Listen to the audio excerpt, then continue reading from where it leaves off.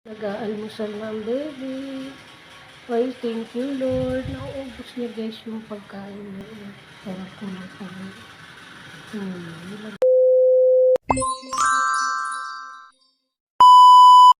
Umaga na guys. After 10 minutes pakakain. Papalipasin muna natin ang 10 minutes. Anong oras? 6:56. Guys, aktibo na. Jake!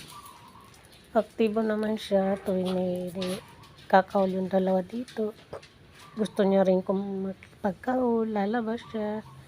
Gusto niya kumahol-kahol din.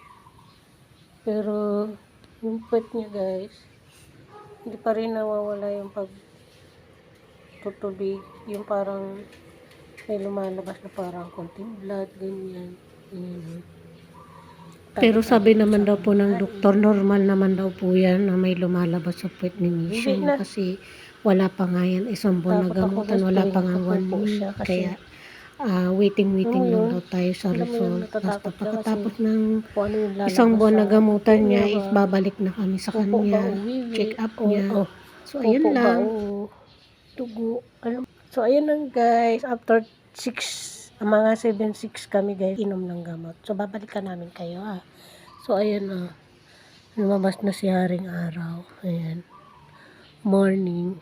6:58 na siya guys. So, malapit-lapit na. So, ayan si Misha. Update kay Misha. Tapos na siyang kumain. Nandito siya sa labas para maglakad-lakad. Ayan. Cat ka? Cat ka dito? Gusto niya dito guys tumambay. Ayan. Ano ang pwesto niya? Gusto niya tumambay dyan. Okay. Bye ka na muna. Bye, Madam People. Tulungan niyo po ang baby ko. I-like, i-follow niyo po kami. I-share niyo po yung mga video namin para magkasahod na po kami sa YouTube or sa Facebook or sa TikTok kasi gusto na namin magkasahod para makabili kami ng agaran medicine ni Misha. Tapos, yung check-up niya. Pagkatapos kasi ng medication niya guys, mag-check up na naman sa kanya. So, hindi ko alam guys kung hanggang sa naiiyak na ako. Hindi ko na alam gagawin ko dito kay Masa nyo.